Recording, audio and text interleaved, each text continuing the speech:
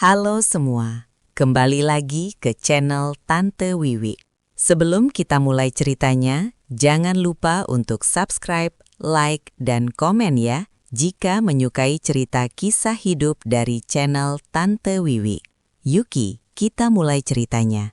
Cahaya fajar menyelinap malu-malu melalui celah gorden sutra berwarna abu-abu di kamar utama kediaman Hanif dan Sandra. Sinar itu biasanya membawa ketenangan, namun pagi ini, cahaya itu terasa seperti jarum-jarum kecil yang menusuk bola mata Sandra. Wanita itu mengerang pelan, mencoba memutar tubuhnya yang terasa kaku. Setiap sendi di tubuhnya seolah-olah dipaku ke tempat tidur. Suhu tubuhnya mencapai puncaknya sejak 2 hari lalu. Demam tinggi ini benar-benar telah melumpuhkan separuh hidupnya. Sandra, seorang wanita yang selalu tampil anggun dengan hijabnya, kini tampak sangat rapuh. Rambut di balik ciput yang ia kenakan saat tidur terasa lepek karena keringat dingin. Ia mencoba menyentuh keningnya sendiri, namun tangannya bergetar hebat.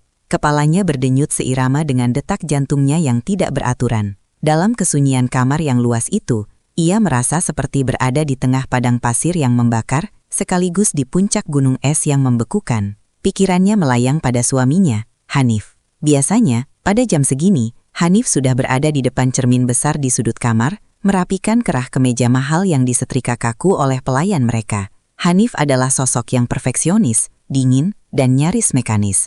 Hubungan mereka selama 1 tahun terakhir ini lebih mirip seperti 2 orang asing yang terjebak dalam satu kontrak kerja daripada sepasang suami istri yang saling mencintai. Komunikasi mereka hanya sebatas urusan formal. Tagihan rumah sakit Ibu Sandra sebelum beliau wafat, biaya perawatan rumah, atau jadwal pertemuan bisnis yang melibatkan Sandra sebagai pendamping formalitas. Namun pagi ini, keheningan itu pecah oleh suara yang tidak biasa. Bukan suara mesin kopi otomatis yang menderu dari dapur, melainkan suara langkah kaki yang lembut, sengaja dipelankan, mendekat ke arah tempat tidurnya. Pintu kayu jati kamar mereka terbuka dengan bunyi klik yang sangat halus. Sandra memaksakan matanya yang berat untuk terbuka sedikit. Bayangan seorang pria muncul di ambang pintu. Awalnya, Sandra mengira itu adalah asisten rumah tangga yang membawakannya air hangat, namun saat bayangan itu mendekat, ia menyadari bahwa itu adalah Hanif. Yang mengejutkan bukanlah keberadaannya, melainkan penampilannya. Hanif tidak mengenakan setelan jas Hugo Boss atau jam tangan Patek Philippe-nya. Pria itu mengenakan kaos santai dengan celemek berwarna gelap yang melingkar di pinggangnya. Di tangannya, ia membawa sebuah nampan kayu yang mengepulkan uap panas. "Kau sudah bangun, sayang?" Suara Hanif terdengar sangat lembut, jenis suara yang sudah lama tidak didengar Sandra. Begitu manis, begitu penuh perhatian, hingga Sandra merasa sedikit merinding. Sandra mencoba bangkit, menyandarkan punggungnya yang nyeri pada kepala tempat tidur. "Mas, kenapa belum berangkat? Ini sudah hampir jam 8, bisiknya dengan suara serak. Hanif meletakkan nampan itu di meja nakas dengan gerakan yang sangat hati-hati, seolah-olah isi di dalamnya adalah harta paling berharga di dunia. Di atas nampan itu terdapat semangkuk bubur ayam dengan taburan seledri, bawang goreng, dan irisan cakwe yang ditata sangat rapi. Di sampingnya, segelas teh herbal berwarna kecoklatan mengeluarkan aroma yang menenangkan. "Pekerjaan bisa menunggu, Sandra. Aku melihatmu sangat menderita semalam. Aku merasa bersalah karena terlalu sibuk beberapa bulan ini," ujar Hanif sambil duduk di tepi tempat tidur. Ia mengulurkan tangan, mengusap dahi Sandra yang panas. Sentuhan itu terasa asing bagi Sandra. Tangan Hanif yang biasanya terasa kaku, kini terasa begitu hangat. Atau mungkin hanya suhu tubuh Sandra yang terlalu tinggi, sehingga ia tidak bisa lagi membedakan rasa. Hanif tersenyum lebar, sebuah senyum yang seharusnya menenangkan. Namun entah mengapa, di mata Sandra yang sedang sakit, senyum itu tampak seperti topeng yang terlalu kencang ditarik. Ada kilatan aneh di matanya, sesuatu yang menyerupai kegelisahan yang disembunyikan di balik keramahan. "Aku bangun jam 5 pagi tadi untuk memasak ini sendiri. Ini bukan bubur ayam biasa," lanjut Hanif sambil mengambil mangkuk tersebut. Ia mengaduknya perlahan, memastikan panasnya merata. "Ini resep spesial yang kupelajari khusus. Aku mencampurkan rempah-rempah pilihan dan suplemen stamina cair yang sangat mahal. Ini akan menurunkan demammu dan mengembalikan tenagamu dalam hitungan jam. Aku ingin istriku sehat kembali." Sandra terdiam. Hatinya bimbang. Di satu sisi, ia merasa sangat tersentuh. Setelah sekian lama diabaikan, perhatian mendadak ini terasa seperti oase di tengah gurun. Mungkinkah sakitnya ini menjadi titik balik bagi pernikahan mereka yang nyaris hambar? Mungkinkah Hanif benar-benar menyadari kesalahannya? Namun di sisi lain, naluri kecil di sudut hatinya membisikkan sesuatu yang tidak menyenangkan. Hanif yang ia kenal bahkan tidak tahu cara menyalakan kompor dengan benar. Sejak kapan suaminya menjadi ahli nutrisi dan memasak di dapur pagi-pagi buta? Ayo, buka mulutmu. Hanif menyodorkan sendok pertama. Sandra menatap uap yang keluar dari bubur itu. Bau bawang gorengnya sangat menggoda. Namun indera perasanya yang sedang kacau karena demam justru merasa mual. Aroma rempah yang dikatakan Hanif terasa terlalu tajam, sedikit menyengat, hampir seperti bau obat yang disamarkan dengan kaldu gurih. Aku benar-benar mual, Mas. Mungkin nanti saja, tolak Sandra halus. Wajah Hanif berubah sekejap. Senyumnya tidak luntur, tapi otot-otot di rahangnya tampak mengeras. Hanya satu suapan, Sandra. Aku sudah bersusah payah membuatnya. Jangan buat usahaku sia-sia. Kau ingin sembuh, bukan? Kita punya banyak rencana setelah kau sehat. Tekanan dalam suara Hanif membuat Sandra tidak enak hati. Ia tidak ingin merusak momen langka ini. Dengan perlahan, ia membuka mulutnya dan menerima suapan itu. Bubur itu meluncur masuk ke tenggorokannya. Rasanya gurih, namun ada aftertaste, rasa pahit yang tertinggal di pangkal lidah, sebuah rasa yang tidak bisa dijelaskan oleh rempah apapun yang pernah ia tahu. Ia menelannya dengan susah payah, merasa perutnya langsung bereaksi dengan kontraksi kecil. Enak? Tanya Hanif. Matanya tak lepas menatap bibir Sandra, menunggu reaksi. Gurih, Mas, tapi aku benar-benar tidak bisa makan lagi. Perutku perih, jawab Sandra jujur. Ia merasa seolah-olah ada beban berat yang menekan ulu hatinya tepat setelah suapan itu masuk. Hanif tampak ingin memaksa lagi, namun ia melihat Sandra yang mulai berkeringat lebih banyak dan wajahnya yang semakin pucat. Ia menghela napas, meletakkan kembali mangkuk yang masih penuh itu ke nampan. Baiklah, jangan dipaksakan kalau memang mual, tapi janji, habiskan ini setelah perutmu agak tenang ya. Aku akan meninggalkan nampan ini di sini. Jangan biarkan dingin, karena khasiat rempahnya paling baik saat masih hangat. Hanif berdiri, mengecup kening Sandra dengan lembut, sebuah ciuman yang terasa seperti sebuah perpisahan daripada bentuk kasih sayang. Aku harus ke kantor sekarang. Ada rapat dengan investor yang tidak bisa dibatalkan. Istirahatlah, aku sudah meminta Risma untuk datang lebih awal dan bekerja di ruang bawah kalau kau butuh sesuatu. Sandra hanya mengangguk lemah. Ia melihat Hanif berjalan keluar, menutup pintu dengan rapat. Suara deru mesin mobil mewah suaminya terdengar menjauh beberapa saat kemudian, meninggalkan Sandra sendirian dalam keheningan yang menyesakan. Sandra menatap mangkuk bubur itu. Uapnya masih mengepul, menari-nari di bawah sinar matahari pagi. Ia teringat mendiang ibunya yang selalu berkata bahwa makanan adalah berkah yang tidak boleh disia-siakan. Namun, setiap kali ia menatap bubur itu, rasa mual di perutnya semakin menjadi-jadi.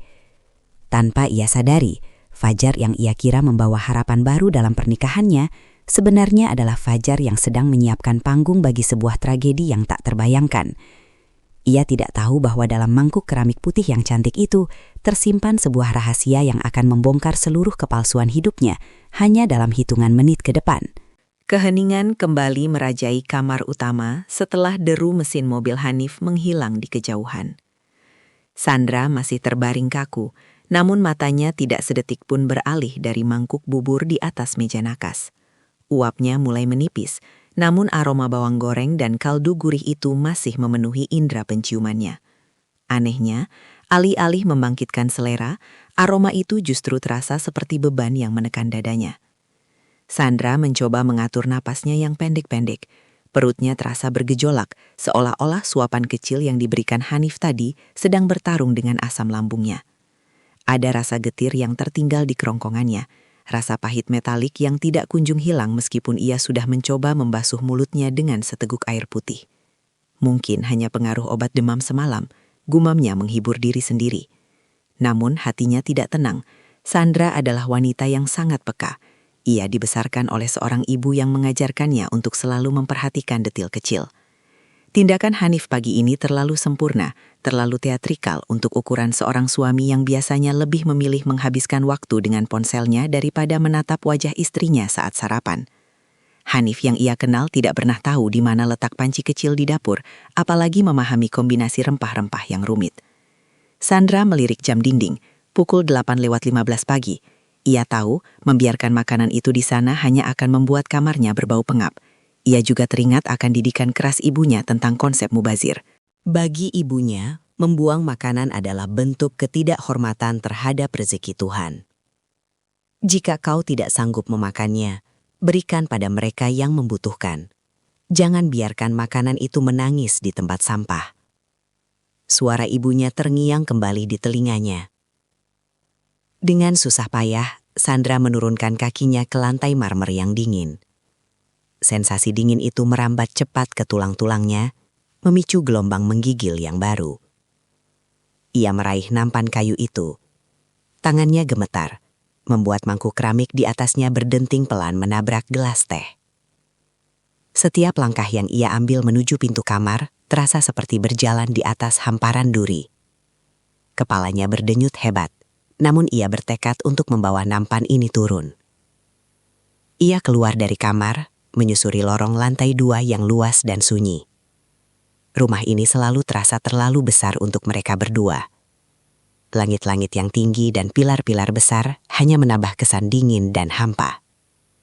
Saat ia mencapai tangga, ia berhenti sejenak, berpegangan erat pada railing kayu yang dipelitur halus. Dari arah bawah, terdengar suara ketikan keyboard yang cepat dan teratur. Risma. Sandra ingat, Hanif menyebut nama asisten pribadinya itu. Risma adalah gadis yang cerdas, efisien, dan selalu tampil rapi. Ia sudah bekerja untuk Hanif selama 2 tahun terakhir. Sandra sebenarnya tidak terlalu mengenal Risma secara pribadi, karena Hanif selalu menjaga batas yang tegas antara urusan kantor dan urusan rumah. Namun, sesekali Risma harus datang ke rumah untuk mengurus berkas-berkas mendesak yang dibawa pulang oleh Hanif. Sandra selalu bersikap ramah padanya, meskipun terkadang ia menangkap tatapan Risma yang sulit diartikan. Sebuah tatapan yang seolah-olah sedang menguliti setiap sudut rumah mewah ini dengan penuh ambisi. Sandra menuruni tangga satu persatu dengan gerakan yang sangat lambat. Sesampainya di lantai bawah, ia berjalan menuju ruang kerja Hanif yang terletak di sayap kiri bangunan. Pintu ruangan itu sedikit terbuka, membiarkan cahaya lampu meja yang terang menyinari selasar yang agak gelap. Sandra mengetuk pintu dengan buku jarinya yang lemas. Risma? Ketikan keyboard berhenti seketika. Kursi kerja berderit, dan sosok Risma muncul dari balik meja besar milik Hanif. Ia tampak terkejut, matanya membelalak melihat Sandra berdiri di sana dengan wajah pucat pasi dan mengenakan baju tidur sambil membawa nampan makanan. Ibu Sandra, astaga, kenapa ibu turun? Bukankah Pak Hanif bilang ibu sedang sakit parah? Risma segera menghampiri, tangannya terulur seolah ingin membantu, namun gerakannya terasa ragu-ragu. Sandra memaksakan sebuah senyum tipis. Aku hanya ingin mengantarkan ini. Mas Hanif memasak bubur spesial pagi ini, tapi perutku benar-benar menolak. Aku mual sekali. Mata Risma beralih ke mangkuk bubur itu. Ada kilatan aneh di matanya. Mungkin rasa lapar, atau mungkin sesuatu yang lain. Sandra tidak terlalu memperhatikannya karena pusing yang kembali menyerang. Pak Hanif memasak ini sendiri? Tanya Risma. Suaranya mengandung nada sangsi yang samar. Begitu katanya. Resep rempah spesial untuk stamina. Sayang kalau dibuang, Risma. Apa kamu sudah sarapan? Aku tidak ingin melihat makanan ini terbuang sia-sia. Ujar Sandra sambil meletakkan nampan itu di meja tamu di sudut ruangan. Risma terdiam sejenak. Ia menatap bubur itu seolah sedang menimbang-nimbang sesuatu yang sangat berat. Saya memang belum sempat sarapan, Bu. Tadi terburu-buru mengejar deadline laporan yang diminta Pak Hanif. Nah, kalau begitu, habiskanlah. Mas Hanif bilang ini sangat bagus untuk kesehatan. Mungkin vitamin di dalamnya bisa membantumu bekerja lebih semangat, kata Sandra tanpa menyadari ironi dalam kalimatnya. Risma mendekati meja tamu itu. Bau gurih bubur ayam tersebut tampaknya mulai memengaruhi logikanya. Tapi, apakah ibu benar-benar tidak keberatan? Ini kan dibuatkan khusus untuk ibu. Sandra menggeleng pelan. Aku justru merasa lega jika ada yang memakannya. Aku akan kembali ke atas untuk istirahat lagi. Tolong habiskan saja semuanya ya Risma, termasuk teh herbalnya. Risma mengangguk pelan. Wajahnya kini dihiasi senyum kecil yang tampak puas. Terima kasih banyak Bu Sandra. Ibu baik sekali. Semoga ibu cepat sembuh. Sandra membalikan badan, berjalan keluar dari ruang kerja dengan perasaan yang sedikit lebih ringan. Ia merasa telah melakukan hal yang benar dengan tidak menyia-nyiakan usaha suaminya. Namun, tepat sebelum ia menutup pintu ruang kerja, ia sempat melirik ke belakang melalui celah pintu. Ia melihat Risma duduk di sofa, menarik nampan perak itu ke pangkuannya dengan gerakan yang hampir terlihat posesif. Risma mengambil sendok, mengaduk bubur itu dengan perlahan, lalu menyuapkannya ke dalam mulut dengan lahap. Wajah gadis itu tampak sangat menikmati, seolah-olah ia sedang menyantap hidangan paling mewah di dunia. Sandra menutup pintu dengan rapat. Ia tidak tahu bahwa itu adalah kali terakhir ia melihat Risma dalam keadaan tenang. Saat Sandra kembali menaiki tangga, kepalanya terasa semakin berat.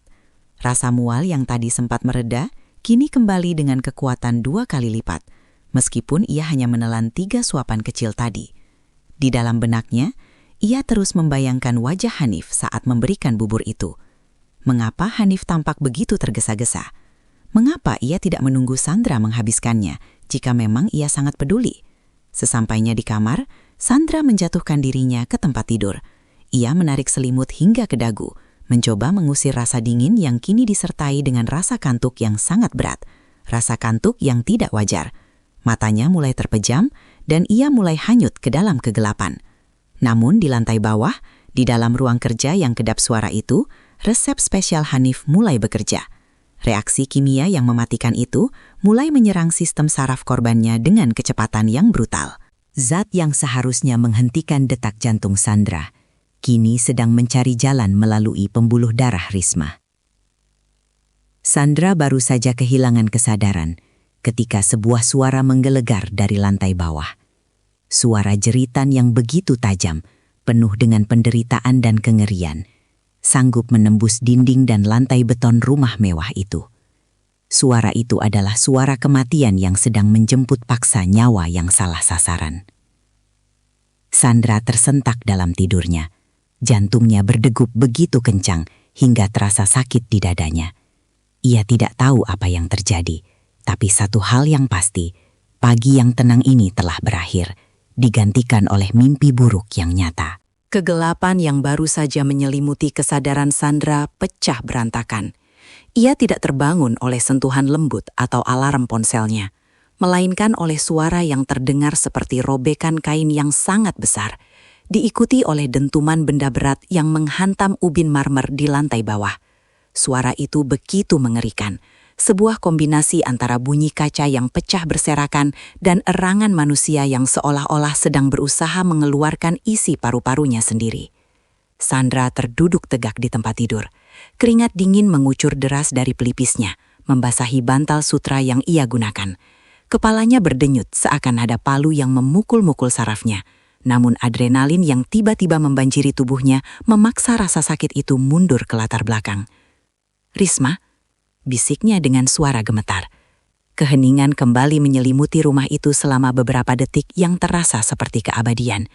Namun, keheningan itu justru lebih menakutkan daripada suara gaduh sebelumnya. Sandra menahan napas, menajamkan pendengarannya. Kemudian, suara itu terdengar lagi. Sebuah jeritan pendek yang terpotong, disusul suara kaki yang menendang-nendang lantai secara ritmis dan tidak terkendali. Gubrak, gubrak. Tanpa berpikir panjang, Sandra menyingkap selimutnya. Rasa pusing yang hebat sempat membuatnya terhuyung saat kakinya menyentuh lantai. Namun bayangan wajah Risma yang tadi tersenyum saat menerima bubur itu terus membayang di matanya. Ia berlari keluar kamar, mengabaikan rasa lemas di persendiannya. Setiap langkah menuruni tangga terasa seperti adegan dalam film horor yang diputar lambat. Cahaya matahari yang masuk dari jendela besar di selasar kini tampak pucat dan tidak bernyawa. Bau gurih bubur ayam yang tadi memenuhi rumah kini telah berganti dengan sesuatu yang lain. Sesuatu yang tajam, anyir, dan menyesakan. Sesampainya di depan pintu ruang kerja Hanif, Sandra terpaku. Tangan kanannya gemetar hebat saat meraih gagang pintu jati yang dingin. Ia bisa mendengar suara napas yang berat dari dalam, bunyi grok, grok, yang sangat tidak wajar, seperti seseorang yang sedang tenggelam di daratan. Dengan sisa kekuatannya, Sandra mendorong pintu itu. Pemandangan di dalam ruangan itu akan menghantui mimpi-mimpi Sandra selama sisa hidupnya. Ruang kerja yang biasanya tertata rapi, simbol kesuksesan dan kekuasaan Hanif, kini telah berubah menjadi panggung tragedi yang brutal. Risma tidak lagi duduk di sofa. Ia tergeletak di atas karpet bulu domba berwarna krem yang kini ternoda oleh tumpahan bubur dan pecahan piring keramik. Tubuh gadis muda itu melengkung kaku seperti busur yang ditarik kencang. Seluruh ototnya menegang dalam kontraksi yang mengerikan. Tangannya mencengkram karpet dengan begitu kuat hingga kuku-kukunya nyaris tercabut. "Risma! Astaga Risma!" Sandra menjerit. Ia terjatuh berlutut di samping asisten suaminya itu. Wajah Risma yang biasanya cerah dan penuh ambisi, kini telah berubah warna menjadi biru keunguan. Matanya melotot lebar. Urat-urat merah di putih matanya pecah, menatap kosong ke arah langit-langit dengan ekspresi horor yang murni. Mulutnya terbuka, mengeluarkan busa putih yang terus mengalir, sesekali bercampur dengan guratan darah karena ia telah menggigit lidahnya sendiri saat kejang menyerang.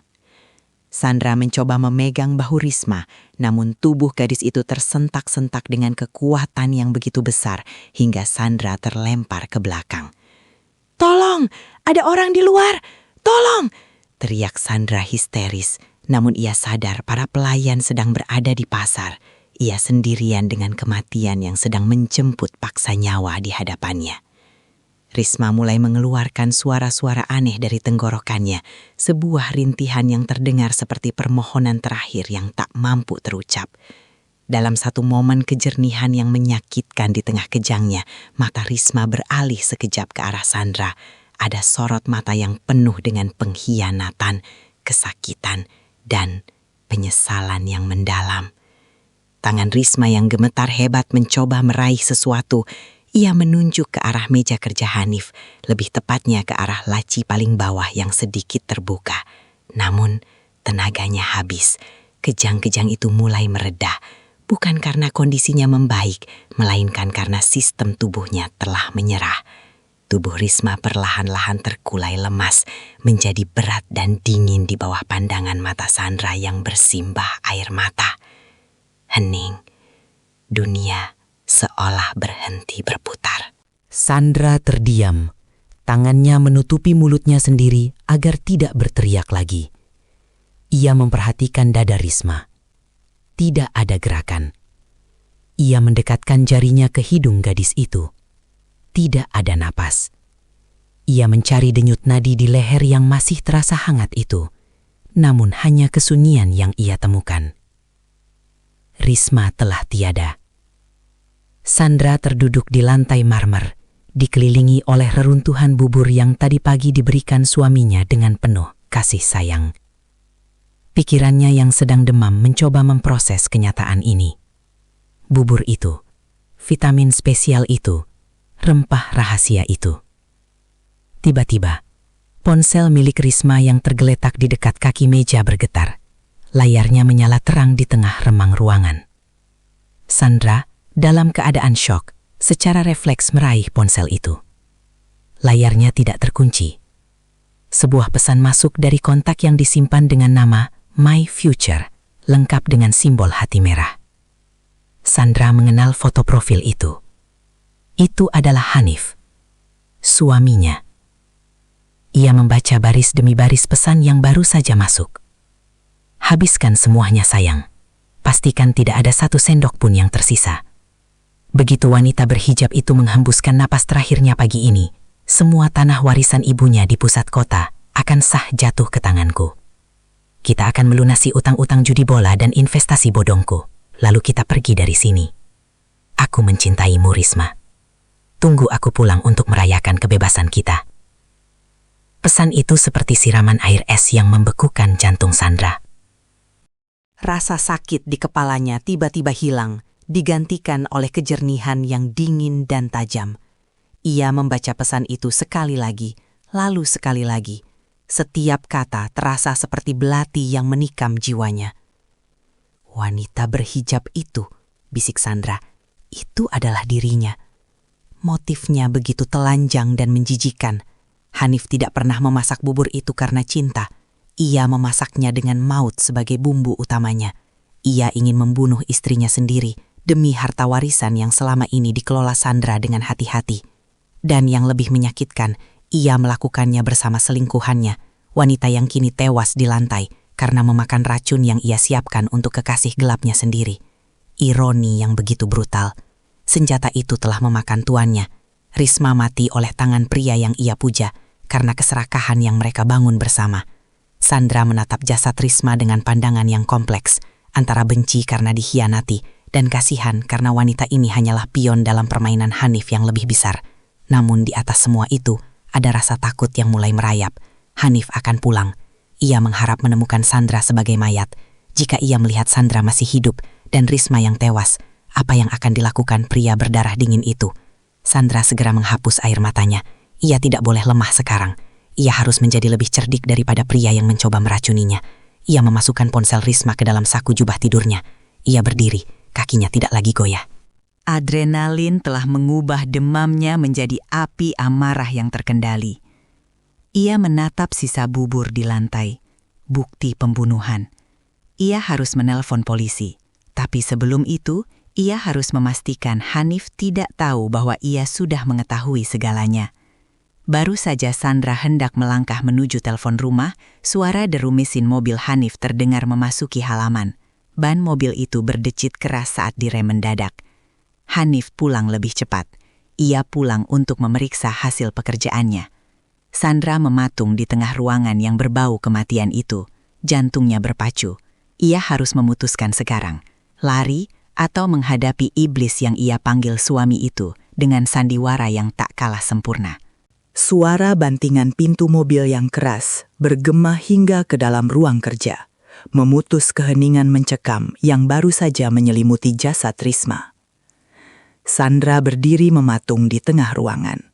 Bau anyir dan aroma kimia dari busa yang keluar dari mulut Risma seolah merayap naik, mencoba mencekik kesadaran Sandra. Namun, rasa takut yang tadi sempat melumpuhkannya kini telah berevolusi menjadi insting bertahan hidup yang tajam. Ia melirik ke arah pintu ruang kerja yang sedikit terbuka. Langkah kaki Hanif terdengar terburu-buru, berat, dan penuh dengan urgensi yang mengerikan.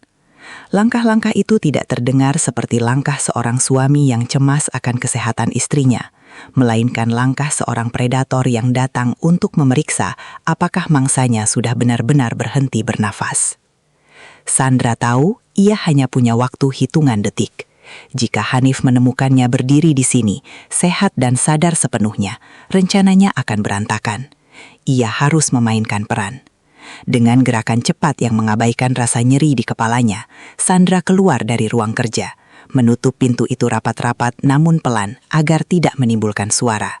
Ia berlari kecil menuju sofa di ruang tamu utama, tepat saat kunci pintu depan berputar. Sandra menjatuhkan dirinya di sofa, memejamkan mata, dan mengatur nafasnya agar terdengar dangkal dan berat, seolah-olah ia sedang berjuang melawan maut yang sesungguhnya. Pintu depan terbuka lebar. Hanif melangkah masuk, nafasnya memburu. Ia tidak melepaskan sepatunya, sebuah pelanggaran terhadap kebiasaan perfeksionisnya sendiri. "Sandra, sayang?" Hanif memanggil.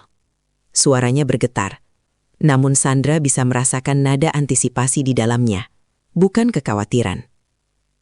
Hanif tidak langsung menuju kamar atas. Ia berdiri di tengah ruang tamu, matanya menyapu ruangan. Ia melihat Sandra yang tergeletak di sofa dengan wajah pucat, efek alami dari demamnya yang asli, dan tubuh yang tampak tak berdaya. Hanif mendekat perlahan. Sandra bisa merasakan kehadiran pria itu berdiri tepat di samping sofa. Bau parfum mahal suaminya bercampur dengan bau keringat dingin yang tidak biasa. "Sandra." Hanif menyentuh bahu Sandra. Tangannya terasa dingin dan kasar. Sandra membuka matanya perlahan, menyipit seolah-olah cahaya lampu di ruang tamu terlalu menyakitkan baginya. Ia mengeluarkan rintihan kecil yang ia buat-buat. "Mas, kau sudah pulang?" Hanif tersentak. Langkahnya mundur satu tindak. Wajahnya yang semula tampak tegang karena antisipasi, kini berubah menjadi topeng kebingungan yang murni. Matanya membelalak, menatap Sandra seolah-olah ia baru saja melihat hantu yang bangkit dari kubur. Kau masih hidup?" Kalimat itu meluncur dari bibir Hanif sebelum ia sempat menyaringnya. Sandra berpura-pura tidak menangkap kejanggalan kalimat itu. "Apa maksudmu, Mas? Kepalaku sangat sakit. Aku tadi mencoba turun untuk mencari air, tapi aku pingsan di sini." Hanif segera menguasai ekspresi wajahnya, meskipun keringat mulai membasahi dahinya. "Maksudku, syukurlah kau masih sadar. Aku sangat khawatir. Aku punya firasat buruk di kantor dan memutuskan untuk membatalkan rapat." Hanif melirik ke arah nampan kayu yang seharusnya ada di kamar atas, namun kini ia melihat nampan itu tidak ada di sana. Matanya beralih ke arah dapur, lalu ke arah ruang kerja yang pintunya tertutup rapat. Sandra bisa melihat jakun Hanif bergerak naik turun saat ia menelan ludah dengan susah payah. "Di mana buburnya, Sandra? Kau sudah menghabiskannya?" tanya Hanif. Suaranya kini terdengar tajam, hampir seperti interogasi. Sandra menatap Hanif dengan tatapan sayu yang penuh kepalsuan. "Aku mencoba memakannya, Mas, tapi aku benar-benar tidak bisa. Rasa pahitnya terlalu kuat. Tadi, Risma datang. Dia bilang dia lapar dan belum sarapan. Aku merasa tidak enak jika makanan buatanmu terbuang, jadi aku memberikannya padanya." Detik itu juga, waktu seolah berhenti di ruang tamu itu. Sandra melihat warna kulit Hanif berubah seketika, dari pucat menjadi abu-abu mati. Pria itu berdiri kaku seolah-olah baru saja tersambar petir. Seluruh tubuhnya gemetar dan napasnya mulai tersengal-sengal. "Risma?" bisik Hanif. Suaranya begitu kecil, hampir tidak terdengar. "Kau memberikan bubur itu pada Risma?" Sandra mengangguk lemah, menikmati setiap detik kehancuran yang terpancar dari wajah suaminya. "Iya, dia sekarang ada di ruang kerjamu, sedang menghabiskannya. Dia bilang buburmu baunya sangat enak. Kenapa, Mas?" "Kau marah karena aku memberikan resep spesialmu pada orang lain." Hanif tidak menjawab. Ia berbalik dan berlari menuju ruang kerja dengan kecepatan yang gila. Ia menabrak meja hias di selasar, menjatuhkan vas bunga yang pecah berkeping-keping. Namun ia tidak peduli. Ia mendorong pintu ruang kerja dengan sekali hentak. "Risma!" Jeritan Hanif terdengar memenuhi seluruh rumah. Sebuah jeritan yang penuh dengan keputusasaan, rasa sakit, dan penyesalan yang terlambat. Sandra bangkit dari sofa. Rasa sakit di tubuhnya seolah lenyap, digantikan oleh kekuatan dingin yang mengalir di pembuluh darahnya. Ia berjalan perlahan menuju ruang kerja, mengikuti jejak kehancuran suaminya. Ia berdiri di ambang pintu, menyaksikan pemandangan yang paling memuaskan sekaligus mengerikan dalam hidupnya. Hanif berlutut di samping jasad Risma. Ia memeluk tubuh kaku itu, mengguncang-guncangkannya dengan brutal. "Risma, bangun! Jangan bercanda! Risma!" Hanif meraung. Air mata mulai mengalir di pipinya. Ia tidak memedulikan busa yang mengotori kemeja mahalnya, atau aroma kematian yang menyengat. "Kenapa dia, Mas?" tanya Sandra dingin dari pintu. Hanif menoleh. Wajahnya kini hancur. Topeng pengusaha sukses dan suami teladan itu telah lepas sepenuhnya, menyisakan seorang pembunuh yang malang. Kau seharusnya yang mati, bukan dia. Kenapa kau memberikannya pada dia?" Hanif berteriak histeris, kehilangan akal sehatnya. Sandra melangkah masuk ke dalam ruangan. Ia tidak lagi tampak seperti wanita sakit yang lemah. Ia berdiri tegak, mengeluarkan ponsel milik Risma dari saku jubah tidurnya. "Karena Tuhan tidak tidur, Hanif," kata Sandra dengan suara yang sangat tenang namun menusuk. "Kau ingin membunuhku demi tanah warisan ibuku. Kau ingin melunasi utang judimu dengan nyawaku." Hanif terdiam. Matanya tertuju pada ponsel di tangan Sandra. Ia menyadari bahwa rahasianya bukan lagi rahasia. Pesan mesra dan rencana pembunuhannya kini berada di tangan orang yang paling ia inginkan untuk mati. "Aku bisa menjelaskan, Sandra. Hanif mencoba berdiri, namun kakinya lemas. Ia terjatuh kembali di samping jasad kekasih gelapnya. "Jangan repot-repot," potong Sandra. "Polisi sudah dalam perjalanan. Aku sudah menekan tombol darurat di ponselku saat kau sedang meratap tadi." Hanif menatap Sandra dengan tatapan nanar. "Kau merencanakannya. Kau tahu. Aku hanya mengikuti alur yang kau buat, Hanif. Kau yang meracik bubur ini. Kau yang membawanya ke rumah ini. Dan kau sendiri yang mengundang kematian masuk ke dalam ruang kerjamu." Sandra menunjuk jasad Risma. "Lihatlah, Hanif. Itulah hasil karyamu. Kau baru saja membunuh masa depan yang kau puja-puja." Suara sirena polisi mulai terdengar dari kejauhan. Semakin lama semakin keras, memecah kesunyian komplek perumahan elit itu. Hanif menundukkan kepalanya, menyandarkannya di bahu paku Risma. Ia mulai tertawa kecil. Sebuah tawa gila dari seseorang yang baru saja menyadari bahwa ia telah kehilangan segalanya dalam satu pagi yang salah. Sandra berbalik, berjalan keluar menuju teras rumah untuk menyambut polisi. Ia menarik napas panjang, menghirup udara pagi yang kini terasa benar-benar bersih. Demamnya mungkin belum sepenuhnya hilang, tapi ia tahu, mulai hari ini ia tidak akan pernah lagi merasa kedinginan di rumahnya sendiri. Pagi itu, karma tidak hanya datang. Ia bekerja dengan cara yang paling puitis, membiarkan sang pengkhianat menangisi hasil pengkhianatannya di atas mayat orang yang ia cintai. Raungan sirine ambulans dan mobil patroli polisi kini bukan lagi suara jauh yang sayup-sayup.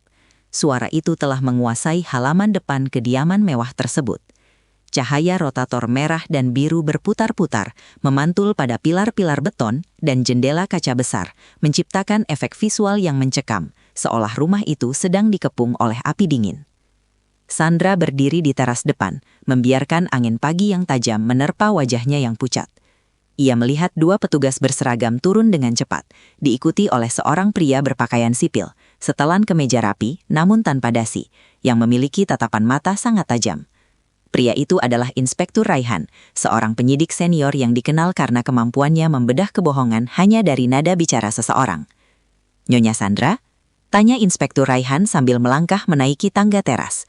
Sandra mengangguk lemah, kembali memasang wajah istri yang terguncang. "Di dalam, Inspektur, di ruang kerja. Tolong asisten suami saya, dia tidak bergerak." Petugas medis segera berlari masuk melewati mereka dengan membawa tandu lipat dan tas peralatan darurat. Sandra mengikuti mereka dari belakang dengan langkah yang diseret, sementara Raihan berjalan di sampingnya, mengamati setiap inci ekspresi wajah Sandra dengan teliti. Panggung kehancuran. Saat mereka memasuki ruang kerja, suasana di sana sudah berubah menjadi neraka bagi Hanif.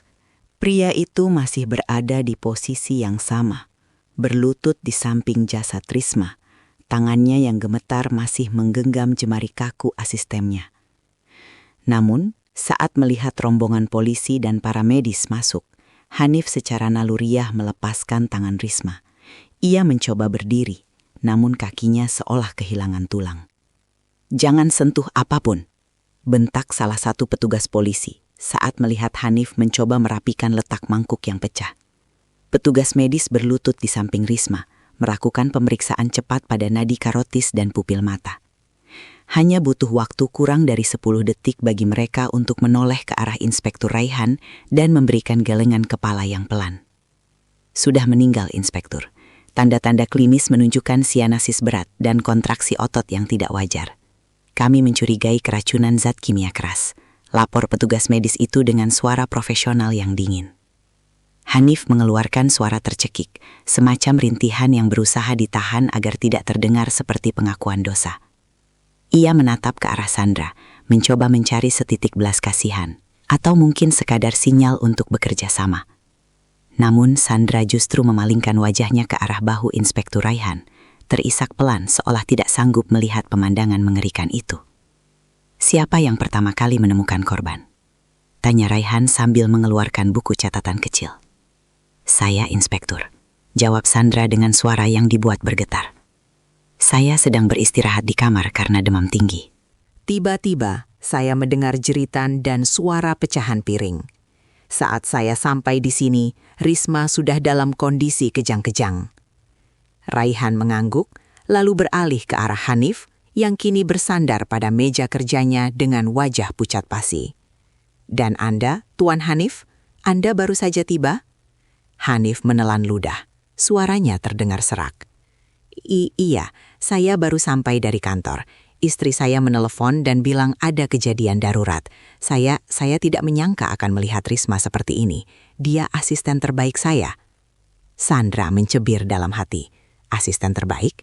Atau aset terbaik untuk melunasi utang-utangmu?" Lubang yang digali sendiri. Inspektur Raihan berjalan mendekati nampan yang masih tergeletak di meja tamu. Ia melihat sisa-sisa bubur yang berserakan di atas karpet dan mangkuk yang hancur. Bau pahit yang samar masih tercium di udara. Aroma yang tidak seharusnya berasal dari makanan rumahan biasa. "Bubur ayam?" tanya Raihan retoris. "Siapa yang menyiapkan makanan ini?" Inilah momen yang paling krusial. Sandra menahan napas. Ia tahu Hanif adalah seorang manipulator ulung. Jika pria itu mengaku membeli bubur tersebut dari pedagang kaki lima, ia mungkin bisa mengalihkan penyelidikan pada oknum tak dikenal. Namun, Hanif tidak tahu bahwa Sandra sudah menyimpan bukti pesan singkat di saku jubah tidurnya. Saya membelinya di depan kompleks pagi tadi," jawab Hanif akhirnya. Suaranya sedikit lebih stabil. "Istri saya sedang sakit, jadi saya mampir sebentar sebelum berangkat kerja." "Saya tidak tahu siapa penjualnya. Dia hanya pedagang gerobak keliling." Sandra memejamkan mata sejenak, seolah sedang berusaha mengingat sesuatu yang menyakitkan. Lalu, ia menatap Hanif dengan tatapan yang sangat polos. "Tapi Mas, bukankah tadi pagi Mas bilang Mas memasaknya sendiri?" tanya Sandra dengan nada bingung yang sempurna. "Mas bilang itu resep spesial dari internet, lengkap dengan rempah khusus agar aku cepat sembuh. Mas bahkan bilang Mas bangun jam 5 pagi hanya untuk mengulek bumbunya sendiri. Kenapa sekarang Mas bilang beli di gerobak?" Wajah Hanif berubah dari pucat menjadi merah padam, lalu kembali menjadi abu-abu dalam hitungan detik. Ia menatap Sandra dengan tatapan yang bisa membunguh, namun ia segera menyadari bahwa polisi sedang menatapnya dengan penuh selidik. Kau pasti salah dengar, Sandra. Mungkin karena pengaruh demam dan obat," gagap Hanif. "Aku hanya bercanda saat bilang memasak sendiri agar kau lebih semangat untuk makan. Aku benar-benar membelinya di luar." Inspektur Raihan mengangkat satu alisnya. "Bercanda untuk urusan makanan saat istri sedang sakit parah? Itu selera humor yang agak aneh, Tuan Hanif." Raihan kemudian memberi kode kepada tim forensik yang baru tiba untuk mengamankan area tersebut. "Cek dapur, cari sisa bahan makanan, panci atau bumbu yang baru digunakan. Jika Tuan Hanif memasak jam 5 pagi tadi, pasti ada jejaknya di dapur." Dan periksa tempat sampah di depan kompleks untuk mencari bungkus plastik atau styrofoam yang diklaim sebagai wadah bubur beli tersebut. Hanif tampak seolah baru saja dijatuhi hukuman gantung. Ia lupa bahwa dalam rumah modern seperti ini, dapur tidak pernah berbohong. Ia juga lupa bahwa ia belum sempat membuang sisa bahan racun yang ia campurkan ke dalam kaldu bubur tersebut di tempat sampah dapur yang tersembunyi. Pesan dari kegelapan. "Inspektur," panggil Sandra lembut. "Ada satu hal lagi. Saya menemukan ponsel Risma di lantai tadi saat mencoba menolongnya." Ponselnya terus bergetar. Sandra merogoh sakunya dan menyerahkan ponsel Risma kepada Raihan. Ia sengaja tidak memberikan ponsel itu sejak awal, agar Hanif sempat berbohong berkali-kali di depan polisi. Semakin banyak kebohongan yang diucapkan Hanif, semakin berat hukuman yang akan diterimanya. Raihan menerima ponsel itu dengan sarung tangan plastik. Layarnya masih menampilkan notifikasi pesan dari My Future. Saat Raihan membaca pesan tersebut, ruangan itu seolah mendingin secara drastis.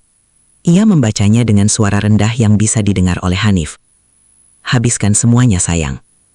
Begitu wanita berhijab itu mati, tanah warisan ibunya akan jadi milik kita. Melunasi utang judi bola." Setiap kata yang keluar dari mulut Inspektur Raihan terasa seperti paku yang dipukul masuk ke peti mati Hanif.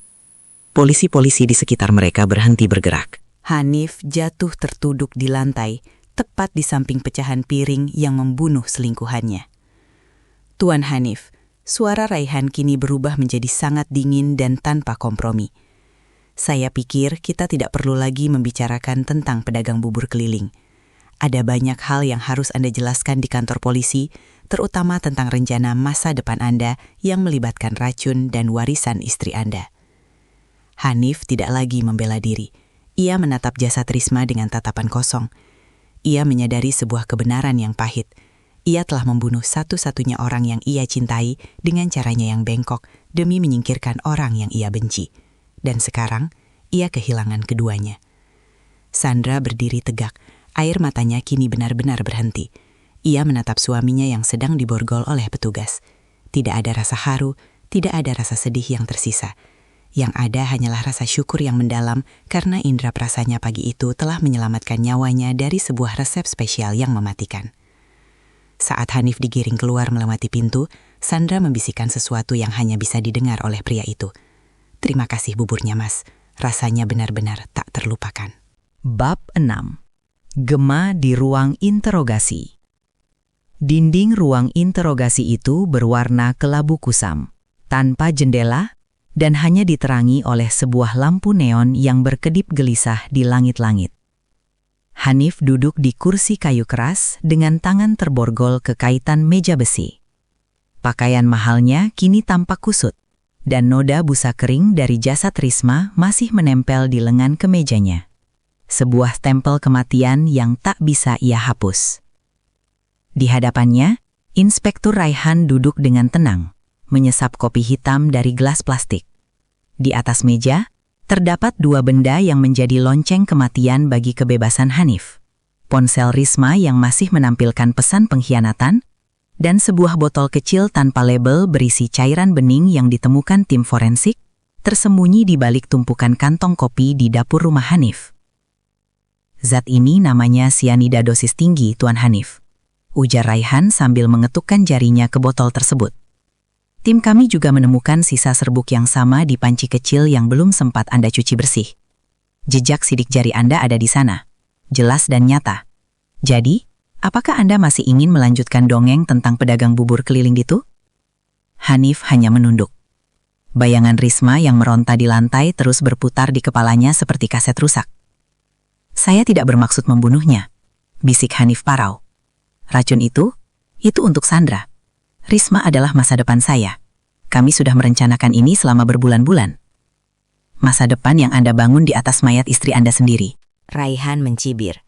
Ia menyandarkan punggungnya ke kursi. "Ironinya adalah, Tuan Hanif, istri Anda tetap hidup karena dia memiliki insting yang lebih kuat daripada rasa cinta Anda yang palsu. Sedangkan wanita yang Anda sebut masa depan itu tewas karena dia terlalu percaya pada kejahatan yang Anda racik bersama. Sementara itu, di kediaman mereka yang kini sunyi, Sandra duduk di teras belakang, menatap taman yang biasanya dirawat oleh ibunya. Garis polisi masih melintang di pintu ruang kerja, namun Sandra merasa rumah itu sudah mulai bernafas kembali. Demamnya telah turun, digantikan oleh ketenangan dingin yang belum pernah ia rasakan sebelumnya. Ia memegang sebuah map coklat, berisi surat tanah warisan yang menjadi motif pembunuhan itu.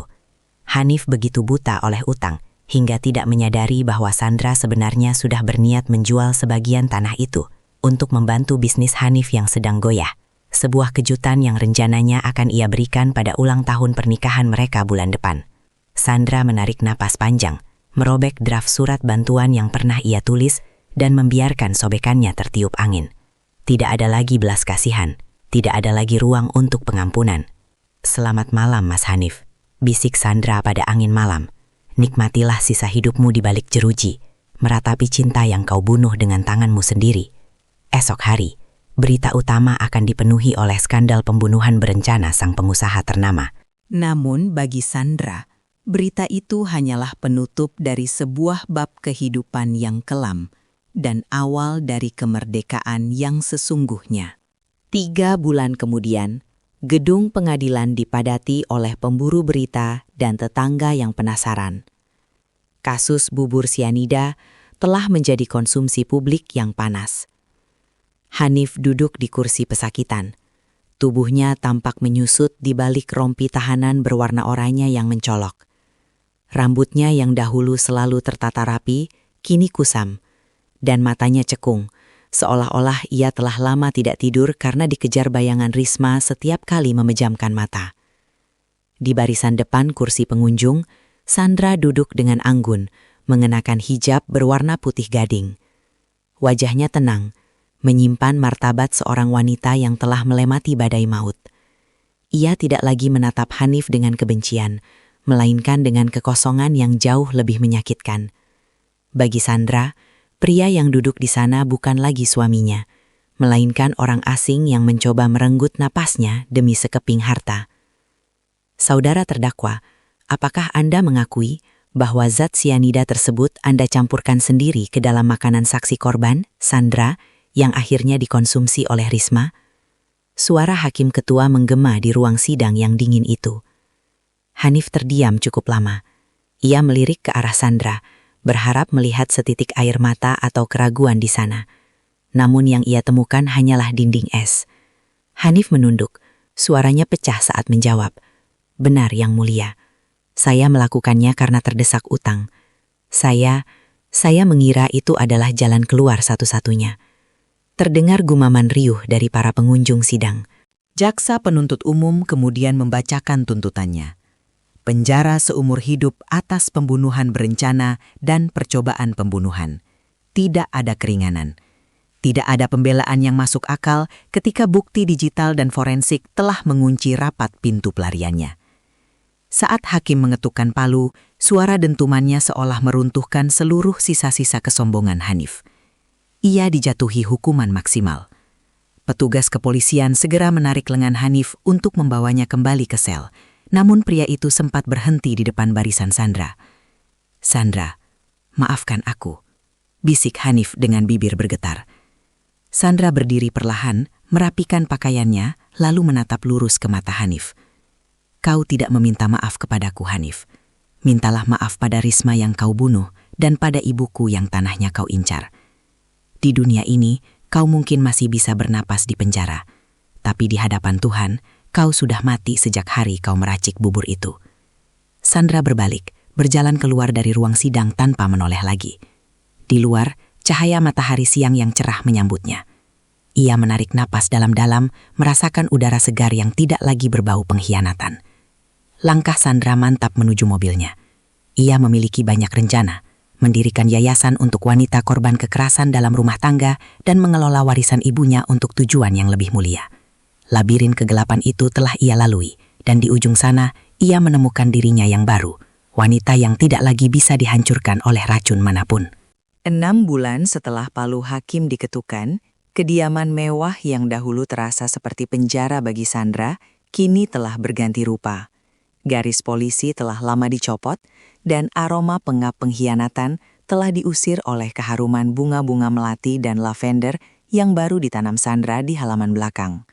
Rumah itu tidak lagi sunyi oleh ketakutan, kini suara tawa anak-anak dari panti asuhan setempat yang sesekali berkunjung memberi nyawa baru pada dinding-dindingnya.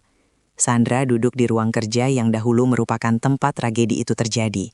Ia sengaja tidak menutup ruangan tersebut, melainkan merombaknya total. Karpet bulu domba yang penuh noda masa lalu telah diganti dengan lantai kayu yang hangat. Di sana, ia kini mengelola Yayasan Cahaya Ibu, sebuah organisasi yang ia dirikan untuk membantu para wanita yang terjebak dalam hubungan toksik dan kekerasan finansial. Ibu Sandra, ini laporan distribusi modal usaha untuk para penyintas bulan ini, ujar asisten barunya, seorang wanita paruh baya yang memiliki loyalitas tulus, bukan ambisi terselubung seperti Risma. Sandra menerima laporan itu dengan senyum kecil. Ia merasa hidupnya kini memiliki tujuan yang jauh lebih besar daripada sekadar menjadi pajangan di samping seorang pengusaha ambisius. Ia telah menjual sebagian besar aset yang berkaitan dengan Hanif, termasuk mobil mewah dan saham perusahaan yang nyaris bangkrut, lalu mengalihkan dananya untuk memberdayakan sesama wanita. Namun, ketenangannya terusik sesaat ketika sebuah surat datang dari balik jeruji besi. Itu adalah surat ketiga dari Hanif. Sandra menatap amplop kusam itu selama beberapa saat sebelum membukanya. Di dalamnya, Hanif menuliskan penyesalan yang mendalam, menceritakan betapa dingin dan sepinya penjara serta bagaimana ia terus bermimpi tentang bubur yang salah sasaran itu. Aku kehilangan segalanya, Sandra. Risma hadir di mimpiku setiap malam dengan wajah yang membiru. Aku mohon, jenguklah aku sekali saja. Sandra meletakkan surat itu di atas meja. Ia tidak merasakan kebencian yang membakar, hanya sebuah rasa iba yang hambar. Penjara Hanif bukan hanya jeruji besi, melainkan pikirannya sendiri yang dihantui oleh dosanya. Sandra meraih pemantik kecil, menyulut ujung kertas surat itu dan membiarkannya habis menjadi abu di asbak kristal. Maafkan aku, Hanif, tapi menjengukmu berarti memberi ruang bagi masa lalu untuk masuk kembali, bisiknya. Sandra berdiri dan berjalan menuju jendela besar. Di luar, matahari mulai terbenam, menyemburatkan warna jingga yang indah di langit Jakarta. Ia menyadari bahwa ia selamat pagi itu bukan hanya karena rasa mual di perutnya, melainkan karena Tuhan masih memberinya tugas untuk menjadi pelindung bagi mereka yang lemah. Ia mengambil ponselnya, bukan untuk membaca pesan rahasia, melainkan untuk mengirim instruksi kerja yang penuh harapan. Sandra telah benar-benar melangkah keluar dari labirin. Jika dahulu ia adalah wanita yang terhimpit oleh bayang-bayang suaminya, kini ia adalah mentari bagi dunianya sendiri. Nama Sandra kini tidak lagi dikenal sebagai istri dari seorang narapidana, melainkan sebagai sosok inspiratif di balik kemajuan Yayasan Cahaya Ibu. Yayasan itu tumbuh pesat, menjadi tempat perlindungan bagi ratusan wanita yang mencari kemandirian. Namun, seiring dengan kesuksesan, tantangan baru mulai muncul dari arah yang tak terduga. Suatu sore, seorang pria berpenampilan necis bernama Hendra mendatangi kantor Sandra. Hendra adalah mantan rekan bisnis Hanif yang dahulu sering terlibat dalam investasi beresiko tinggi. Ia datang dengan membawa sebuah map tebal dan senyum yang terlalu ramah untuk ukuran orang asing. "Ibu Sandra, saya sangat mengagumi pekerjaan Anda," ujar Hendra sambil meletakkan map itu di atas meja. "Namun, saya di sini untuk membicarakan sisa aset Hanif. Ada sebuah lahan di pinggiran kota yang secara teknis masih tercatat atas nama perusahaan Hanif yang belum sempat disita. Nilainya puluhan miliar. Jika Ibu bersedia menandatangani pengalihan ini, kita bisa membagi hasilnya. Yayasan Anda akan memiliki dana abadi yang sangat besar." Sandra menatap map itu dengan tenang. Ia mengenali lahan tersebut. Itu adalah area yang Hanif gunakan untuk menyembunyikan sebagian dana gelapnya. "Mengapa Anda menawarkan ini pada saya, Tuan Hendra? Bukankah itu ilegal jika aset tersebut belum dilaporkan ke kurator?" Hendra terkekeh pelan. "Anggap saja ini kompensasi atas penderitaan Ibu. Tidak akan ada yang tahu." Hanif membusuk di penjara, dan dokumen ini bisa kita bersihkan dengan sedikit koneksi. Detik itu, Sandra merasa seolah ditarik kembali ke masa lalu, ke dunia penuh tipu daya yang dihuni oleh Hanif dan Risma. Dunia di mana uang adalah Tuhan, dan nyawa manusia hanyalah angka di atas kertas. Ia teringat pesan ibunya bahwa harta yang diperoleh dengan cara yang salah hanya akan menjadi racun bagi pemiliknya. "Tuan Hendra," suara Sandra terdengar tegas dan dingin. "Saya telah melihat sendiri bagaimana keserakahan bisa menghancurkan hidup dalam waktu kurang dari 1 jam. Suami saya mencoba membunuh saya demi harta seperti ini, dan dia berakhir kehilangan segalanya." Sandra mendorong kembali map tersebut ke arah Hendra. "Saya tidak akan membangun masa depan yayasan ini di atas fondasi kebohongan. Jika aset itu memang milik negara atau para kreditur Hanif, silahkan serahkan pada pihak yang berwenang. Jangan pernah injakan kaki Anda di sini lagi dengan tawaran kotor seperti ini." Wajah Hendra memerah karena malu dan marah. Ia segera merampas mapnya dan pergi tanpa sepatah kata pun.